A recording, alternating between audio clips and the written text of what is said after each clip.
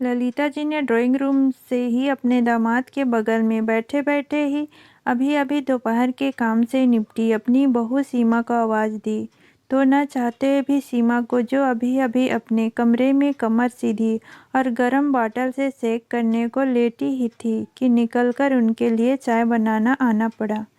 कोई और दिन होता तो शायद सीमा को इतनी तकलीफ नहीं होती, पर आज उसकी महामारी का दूसरा दिन था, और दूसरा दिन उसके लिए हमेशा से ही बहुत पीड़ादायक था।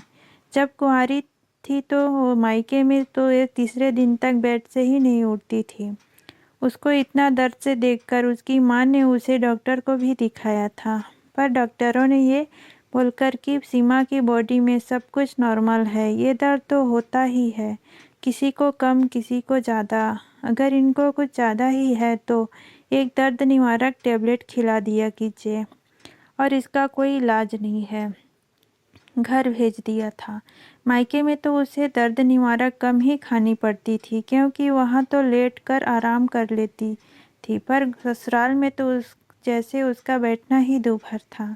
ऊपर से इस बार उसके महामारी से होने के समय उनके नंद नंदोई भी आ गए थे, तो उसे काम से फुर्सत न मिलने की वजह से दर्द की गोली खाने के बावजूद भी आराम नहीं मिला था। अभी सीमा चाय बना ही रही थी कि सासों की जी ने फिर से आवाज़ आई, बहू दामाद जी का चाय के साथ प्याज के पकोड़े भी खाने का मन है, तो ज़रा वो भी बना देना। अभी अभी तो सीमा सभी को खाना बनाकर खिलाकर हटी थी, ऊपर से दर्द भी इतना हो रहा था कि उसे आसानी से खड़ा भी नहीं हुआ जा रहा था। तो उसके आवाज़ देकर मम्मी जी इधर आना ललिता जी को रसोई में बुला लिया और बोली, मम्मी जी आपको तो पता ही है कि आज मेरी माहवारी का दूसरा दिन है, और दूसरे दिन मुझे कितनी तकलीफ़ होती है। मुझे इस समय भी बहुत दर्द हो रहा है, इसलिए मैं अब यहाँ और खड़े होकर पकोड़े नहीं बना पाऊँगी। वैसे भी अभी तो सभी ने खाना खाया है, तो मैं नंदोई जी को चाय के साथ सूखा नाश्ता मठरी और नमकीन दे देती हूँ। सीमा के इतना कहते ही ललिता जी उससे गुस्सा होते हुए बोली, तुम ही अनोखी हो क्या जिससे महावरी हो रही है? मैं भी होती थी, पर मेरे तो घर आए मेहमान का कभी यूँ अपमान नहीं किया। अरे जब मैं काम करती थी तो किसी मेहमान को कुछ मांगने की ज़रूरत ही नहीं पड़ती थी। मैं तो आगे से आगे सबकी पसंद समझ कर सारे काम करती थी। मेरी महावरी होने की तो किसी को कानों कान खबर तक नहीं होती थी।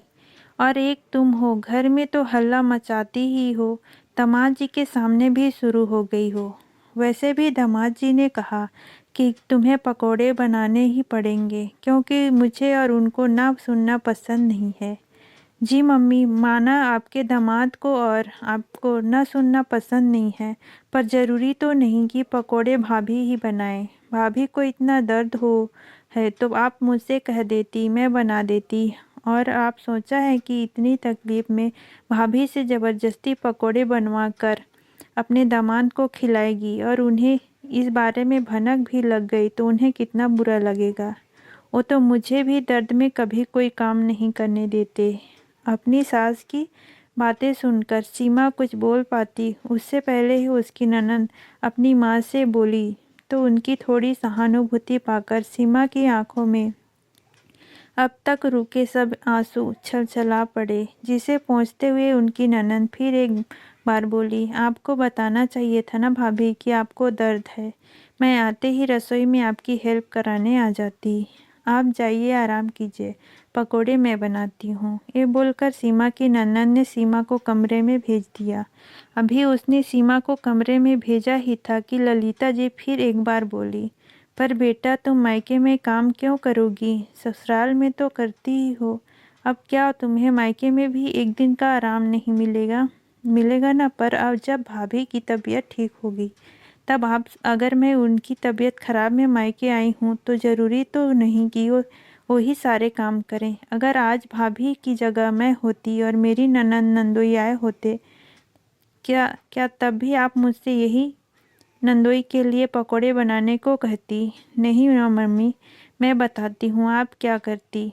आप मुझे आराम करने को भेजकर खुद यहाँ रसोई में काम करने लगती हैं। ना मम्मी, तो फिर भाभी के साथ ऐसा व्यवहार क्यों? एक बात कहूँ मम्मी जी, आप आपके साथ हाथ पर चल रहे हैं तो आप भाभी पर धौंस जमा रही हैं। पर मत भूलिए कि आपके इस व्यवहार से उनके मन को जो गांठ पड़ जाएगी वो कभी नहीं खुलेगी, और फिर जब बुढ़ापे में वो आपकी सुनना बंद कर देगी तो आपको ही बुरा लगेगा। इसलिए कह रही हूँ कि भाभी से ज़बरदस्ती के नहीं, दिल के रिश्ते बनाइए। और फिर ये तकलीफ़ तो हम सभी औरतों को ही, दर्द तो सभी को होता है, किसी को कम तो किसी को ज़्यादा। जब हम ही इस बात को नहीं समझेंगे तो हम किसी और से समझने की क्या उम्मीद करेंगे? और फिर आपको तो अपने दामाद को पकौड़े खिलाने में मतलब है, उसे मैं बनाऊं या भाभी, क्या फ़र्क पड़ता है? अपनी बेटी की बातें सुनकर ललिता जी जहाँ इस सोच में थी कि उनकी बेटी कितनी सयानी हो गई, जिसने इतने अच्छे से बात को बढ़ने से रोक लिया, वहीं सीमा को अपनी ननंद की सहानुभूति से बहुत सहारा मिला था। एक ननंद अपनी भाभी की मदद करके खुश थी। नंदोई जी अपनी बीवी के हाथ के पकोड़े खाकर, सखियाँ, जब भी हमारे रिश्ते की कोई महिला माहवारी के उस मुश्किल दिनों में हो और हम वहाँ मौजूद हों तो हमें अपना ऊंचा नीचा रिश्ता पकड़ कर बैठे नहीं रहना चाहिए, बल्कि आगे बढ़कर उनकी मदद करनी चाहिए। इससे हमारा मान भी बढ़ेगा और उस महिला के दिल में सम्मान भी बढ़ेगा। तो दोस्तों, आपको ये छोटी सी कहानी कैसी लगी? अच्छा लगे तो चैनल को लाइक शेयर सब्सक्राइब करें और कमेंट करके बताएं कैसी लगी। धन्यवाद।